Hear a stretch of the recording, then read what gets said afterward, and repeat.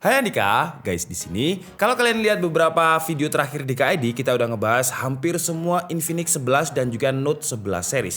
Tapi masih satu yang belum dan ini yang paling banyak di request karena dengan harga 2 jutaan, layarnya udah pakai panel AMOLED dan dia juga udah punya NFC. Dan perkenalkan ini adalah Infinix Note 11 NFC.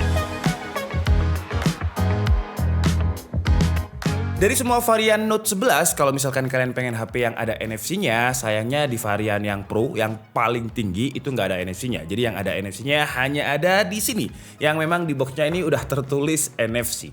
Dan kenapa paling banyak di request? Karena memang dari segi spesifikasi, di kelas harganya dia udah menawarkan banyak banget. Jadi layarnya udah AMOLED dan juga udah NFC. Kalau untuk spesifikasinya, dia pakai Helio G88 dengan RAM-nya itu 6 dan internalnya 128. Nah, kalau kita lihat dari dua perspektif ini aja, chipset, RAM dan juga memori internal dengan harga 2,4 juta, yang ada di brand lain itu ada Redmi 10 yang harganya sama juga 2,4 juta, cuman kalau Redmi 10 belum AMOLED, ini udah AMOLED. Dan ketika saya search di Google dengan keyword Infinix Note 11 NFC versus, yang keluar itu adalah versus Infinix Note 11 Pro dan juga versus Redmi Note 10S. Jadi Redmi 10 malah nggak banyak yang cari perbandingannya dengan Note 11 NFC ini. Dan menurut saya kalau dibandingkan dengan Redmi Note 10S itu nggak apple to apple karena selisihnya lumayan di kelas range 2-3 juta, selisih 600.000 itu udah lumayan. Tapi dengan 2,4 juta dapat AMOLED udah lumayan lah. Tapi kita lihat untuk spesifikasi yang lainnya.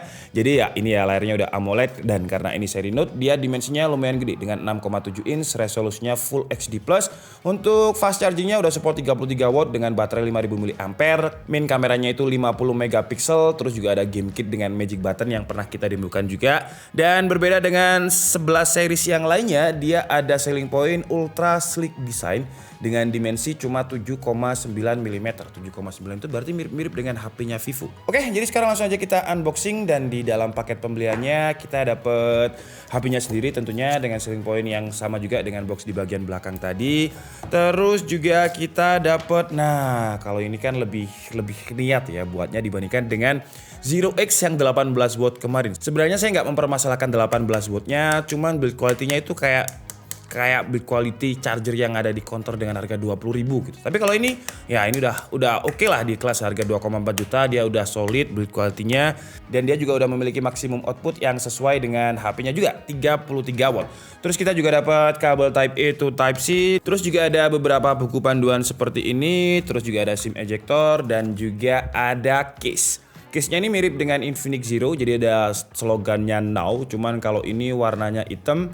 Kalau kemarin itu warnanya transparan, soft case-nya lumayan tipis. Oke lah, jadi sekarang langsung aja kita bahas untuk HP-nya. Dia nggak dapet temper, mungkin ada langsung ditempelkan di HP-nya. Coba kita lihat. Dan jeng, bentar ya, saya mau cari tempernya. Oh ya, jadi dia udah ada tempernya nih. Jadi kalau kalian lihat di pinggir sini tipis, nah ini udah ada tempernya, udah terpasang. Dan kalau saya pribadi sih lebih suka yang terpasang karena saya orangnya nggak bisa masang temper, pasti kayak melembung. Dan ya karena dimensinya 7,9 dan juga ultra slim desainnya tadi, saya langsung teringat Vivo ya. Dan desainnya ini memang mirip dengan Vivo, jadi di bagian belakangnya ini nggak ada curvingnya, langsung flat seperti ini. Cukup tipis ya dengan 7,9 mm. Terus di bagian kanannya ini dia ada fingerprint yang juga menjadi tombol power. Terus juga ada volume up and down yang tombolnya lumayan enak. Di bagian atas nggak ada apa-apa. Di bagian kirinya ada SIM tray. Dan untuk SIM tray-nya ini dia triple slot, berbeda dengan Infinix Note 11 Pro yang bolak-balik kemarin. Terus di bagian bawah ada audio jack, mic, terus USB-C dan juga speaker. Dan di sini saya juga udah ada Vivo Y21s. Entah kenapa kalau yang flat desain slim seperti ini, saya langsung teringat Vivo. Dan memang mirip ya, bedanya cuma di bingkai kamera aja. Tapi kalau untuk slim dan flat desainnya ini mirip, ketebalannya juga mirip karena lebih tipis Vivo ya. Wow, iya, jadi lebih tipis Vivo. Untuk bingkai kameranya Infinix lebih gede. Terus kalau untuk resolusi kameranya yang gede nih, resolusinya 50 megapiksel main kameranya, terus di sini 2 megapiksel lensa bokeh atau lensa depth. Di sini ada AI lens. Oke, jadi sekarang langsung aja kita nyalakan dan kita akan langsung bahas yang menurut saya menarik di harga 2,4 juta, yaitu AMOLED dan NFC-nya. Oke, jadi sekarang langsung aja kita coba untuk NFC-nya ya. Iya, So kita coba buka pakai cek saldo ini dan put your card behind your device.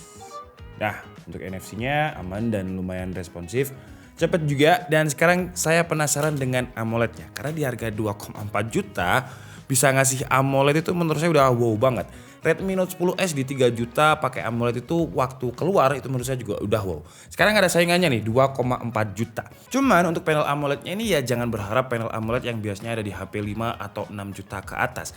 Ini mirip seperti Umi Digi X yang pernah saya review. Jadi panel AMOLED-nya ini kayak ada shadow-nya. Jadi kalau kita lihat dari pinggir itu kayak ada semacam shadow-nya gitu. Entah ini istilahnya apa. Shadow, kalau green tint kayaknya bukan, screen bleeding juga bukan. Jadi ya shadow sih ya. Jadi kalau misalkan kita lihat dari pinggir, nah tuh ya agak kelihatan agak membayang lah. Jadi ini panel-panel AMOLED yang di Redmi Note 10s juga kayak gitu, di Umi Digi juga kayak gitu. Dan kalau saya bandingkan dengan Xiaomi 11T itu ya ini nggak terlalu shadow ya, nggak terlalu bayang. Cuman flicker aja karena shutter speed kameranya kurang. Entah di kamera kelihatan atau enggak, sampai lightingnya ini saya matikan. Intinya kalau dia dilihat dari pinggir itu kayak kelihatan banget tuh, kayak ada bayang-bayangannya dikit gitu. Dan kalau dibandingkan dengan AMOLED-nya di Xiaomi 11T ya memang beda harga ya. Kalau ini harganya 6 juta, ini 2,4 juta. 2,4 juta dikasih AMOLED aja udah bagus. Tapi maksudnya di sini jangan diharap kalau AMOLED-nya ini seperti di AMOLED di HP yang mid range 6 jutaan. Ya ada harga ada rupa lah. Tapi kalau untuk kualitas warnanya nggak kalah loh ya antara Xiaomi 11T yang kanan dan juga Infinix Note 11 NFC. Jadi kalau kalian lihat tuh ya warna khasnya OLED itu ada. Warnanya lebih nendang. Dan di Xiaomi ini dia ada 3 skema warna sih. Jadi kita bisa pilih Vivid, Original, Standar. Yang saya pilih ini adalah Vivid karena dia yang paling mendekati dengan Infinix. Jadi warna hijaunya itu hijau-hijau yang gonjreng. Kalau ini kan ada agak-agak kuningnya. Jadi kalau masalah soal akurasi warna nggak ada masalah, cuman itu aja. Jadi kayak semacam ada shadow kalau misalkan kita lihat dari pinggir. Terus untuk refresh rate-nya bukan sayangnya sih ya, karena ya harganya 2,4 juta udah dikasih AMOLED, masa minta yang refresh rate 90 Hz. Cuman kalau misalkan dikasih layar dengan refresh rate 90 Hz, menurut saya bakalan ya bisa nyaingi brand sebelah, bisa nyaingi Redmi Note 10s. Dan buat kalian para pecinta Netflix, sayangnya walaupun memang resolusinya ini udah Full HD Plus dan warnanya seperti yang kalian lihat tadi bagus AMOLED-nya, tapi di Netflix dia belum dapat security wideband level L1. Jadi nggak bisa nonton konten yang Full HD di Netflix. Tapi untungnya audionya udah stereo. Jadi walaupun Netflix belum bisa Full HD, paling nggak suaranya udah stereo lah, udah lebih enak. Dibandingkan dengan Infinix Zero X yang ada kata X-nya, harusnya itu kalau ada kata X itu biasanya flagship-nya gitu ya. Dan sekarang biar range harganya mirip-mirip, kita bandingkan dengan Samsung M22 ya. Cuman M22 ini emang pakai Super AMOLED-nya khas Samsung, tapi resolusinya masih HD+. Tapi di YouTube itu kan ada fitur advance, jadi kita bisa upscaling. Ini resolusinya sama-sama saya bikin 1440p, 60 fps, sama-sama nggak ada HDR-nya. Dan kalau saya sih lebih suka layarnya Infinix ya. Samsung itu kayak yang tadi di langitnya itu nge-flat, tapi kalau Infinix masih terlihat tekstur awannya. Dan di Samsung ya kayak nggak natural aja, dia lebih kontrasnya tuh ya. Jadi warna awannya kalau di sini kan teksturnya kelihatan, ini kayak langsung nge-flat aja. Dan untuk audionya si Infinix ini dia udah stereo loh. Coba kita lihat untuk audionya. Loh.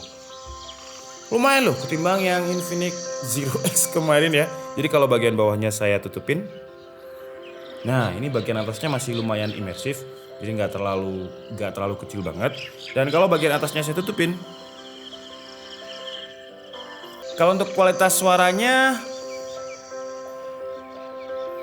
walaupun stereo, tapi menurut saya ya standar harganya di 2,4 juta. Cuman surprisingly untuk layarnya nih ya, walaupun ada shadow kalau dilihat dari pinggir, tapi warnanya ini bagus banget loh ya. Jadi kayak lebih natural, dan ini default, nggak ada kayak Xiaomi yang bisa disetting untuk color profile-nya. Cuman ngomongin layar, karena dia refresh rate-nya masih 60 Hz, dan kemarin saya membahas Infinix yang semuanya udah 90 Hz, bahkan Infinix Note 11 Pro itu 120 Hz. Jadi kerasa banget ini agak ada patah-patahnya untuk animasinya ini. Ya kalau memang belum pernah nyobain 120 atau 90 Hz ya nggak masalah ya. Cuman kalau udah pernah nyobain terus balik ke 60 Hz itu rasanya kayak nge-lag gitu rasanya. Oke, jadi ini adalah kualitas kamera depan dari Infinix 11 NFC dengan fitur Ultra Steady-nya on di 1080p. Kira-kira seperti ini kalau misalkan kita gunakan untuk fiturnya. Kalau misalkan tangan saya paling panjang kira-kira segini. Dan ini saya jalan lumayan kenceng juga, dan dia kalau di layarnya ini stabil. Untuk auto exposure-nya oke, nggak kayak Infinix Zero X Neo yang kita review kemarin. Jadi kalau misalkan kita pindah itu auto exposure-nya kayak ngaco gitu. Kalau ini aman. Terus kalau misalkan backlight kira-kira seperti ini. Kalau di layarnya ini tekstur saya nggak terlalu kelihatan, cuman awannya bagus ya, kelihatan banget teksturnya. Wah, udah agak mendung ya. Dan kalau misalkan saya jalan agak kenceng kira-kira seperti ini nih. Wih, ini rumputnya ini juga hijaunya bagus ya di layarnya AMOLED-nya ini. Cuman kalau untuk XDR-nya ketika dia udah fokus ke muka saya, bagian belakang itu langsung hilang detailnya, jadi kayak langsung nge-flat. Dan ini adalah kualitas di resolusi 1080p ya, kamera belakang ini saya gunakan untuk jalan. Ya ini si bayi ini emang dia ini sadar kamera banget. Jadi kalau saya geser ke sini tuh ya, dia paham kamera banget, sadar kamera. Wih, kayaknya udah mau jadi YouTuber ini ya. Dan kalau misalkan kita gunakan untuk jalan seperti ini nih. Ini saya pegang tangan satu BTW karena tangan satu saya megangin bayi. Jadi seperti ini. Kalau misalkan kita gunakan untuk jalan maju masih cukup stabil. Kalau kita gunakan untuk jalan mundur, wih, masih stabil juga ya. Terus kita jalan depan. Dan kalau untuk detail fokusnya, iya kira-kira seperti ini. Coba kita lihat tekstur rambutnya. Ya fokusnya dapat. Kita coba ke rumput ini. Ya, wih, kalau warna hijau, hijau banget ya hijaunya ya. Coba kalau kita di warna orange. Nah, orange kalau orange nggak terlalu pop up. Ini ada warna merah di sini. Pink ding, pink sama orange.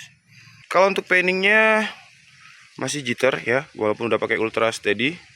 Jadi masih ada patah-patahnya. Kalau atas bawah nggak terlalu jitter, tapi auto exposure-nya kayak tap tap tap tap tap gitu.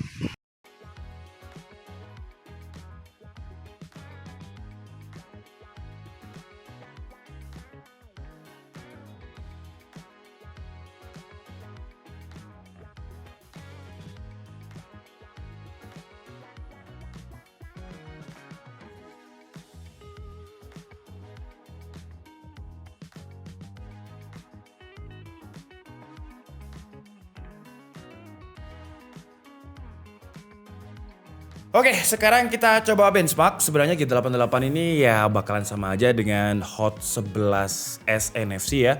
Jadi skornya itu ya sekitar 251.000 untuk Antutu versi 9. Terus untuk Geekbench-nya performa single core-nya 337 dengan multicore-nya 1330. Sekarang kita coba dulu untuk stability test CPU-nya. G88-nya di tuningan Infinix Note 11 NFC ini. Karena desainnya kan slim ya. Jadi sistem coolingnya apakah bisa sestabil versi Note Pro? Dan hasilnya di CPU throttle selama 30 menit kalau kalian lihat gak ada masalah ya. Jadi dia masih di atas 80% terus untuk CPU-nya. Sekarang lanjut kita coba untuk GPU. Dan hasilnya di Wildlife Extreme Test di loop sebanyak 20 kali. Wih, stability-nya tinggi ya, 98,4%. Jadi gak ada masalah, gak ada throttle. Kita coba lihat di Wildlife Stress Test yang ini tadi 98. Wih, ini malah lebih tinggi ya, 99,2%. Seingat saya Infinix Note 11 Pro itu 96% untuk Wildlife Stress Test-nya. Jadi kalau dari stabilitas lebih stabil ini loh performa CPU dan juga GPU-nya. Dan sekarang langsung aja kita coba untuk tes gaming. Di PUBG seperti biasa Helio G88 dapat settingan smooth ultra dan gak ada masalah di sini. Untuk sensor gyronya juga aman-aman aja. Responsif buat kalian yang suka scope pakai sensor gyro, dan dia juga bisa aman di kisaran 40 fps. Jarang banget drop di bawah 30 fps. Untuk Genshin Impact ya sama dengan Helio G88 yang lainnya, di settingan lo dia ya Senin Kamis lah ya nafasnya. Jadi kalau kalian memang mau main game Genshin Impact, saran saya beli HP yang ya 5 juta ke atas lah biar lebih nyaman mainnya. Di semua Infinix yang saya review kemarin, baik yang 10S, 11S, Note 11 semuanya masih sensitivity-nya itu touch-nya cuma 5. Tapi kan itu pakai panel IPS semua. Apakah yang AMOLED bisa 10? Kita coba aja. 1, 2, 3, 4, 5. Tetap ya 5. Dan kemudian ada yang komen kalau misalkan 10 itu mubazir. Maaf, tapi saya agak kurang setuju ya. Jadi kalau misalkan HP itu udah support 10 touch, dia akan lebih responsif. Jadi kalau misalkan kalian main game PUBG dengan 4 jari aja, dia akan lebih responsif. Nah ini contohnya ya, kalau kita main PUBG dengan 4 jari, seperti ini nih. Jadi kan dia cepet ya perpindahannya itu. Kalau 10 touch itu akan lebih responsif. Bukan masalah dia bisa 5 atau 10-nya sebenarnya. Oke lah, jadi mungkin cukup segitu aja ya. Kalau untuk baterainya sama-sama juga dengan Infinix yang lainnya karena dia 5000 mAh, jadi ngecasnya itu sekitar 1 jam sekian dengan 33 wattnya. Untuk sensornya juga lengkap, ada gyronya dan yang ini ada NFC-nya. Oke lah, jadi mungkin cukup segitu aja ya video dari Infinix Note 11 NFC ini yang dengan harga 2,4 juta menurut saya sih udah oke banget. Infinix udah mau kasih AMOLED. Tapi jangan berharap kalau AMOLED-nya ini sama seperti Xiaomi 11T atau HP flagship lain. Karena beda. Walaupun color gamut-nya saya suka, tapi dia ada kayak semacam panel AMOLED yang murah. Masih ada shadow-nya. Sama seperti Umi Digi X. Terus untuk NFC-nya di harga segini juga udah oke. Cuman kekurangannya menurut saya kenapa di seri Pro itu nggak dikasih NFC ya. Padahal itu seri tertingginya. Mungkin lupa atau gimana, atau biar yang NFC ini laku, tapi itu strategi Infinix lah. Cuman menurut saya pribadi dari semua varian Infinix Note 11, Hot 11s, pokoknya yang ada kata 11-nya, kalau saya sih lebih suka Infinix yang 11 NFC ini ya. Karena dia lebih worth it aja, 2,4 juta, panel AMOLED, NFC, dan dia juga punya slim design seperti ini.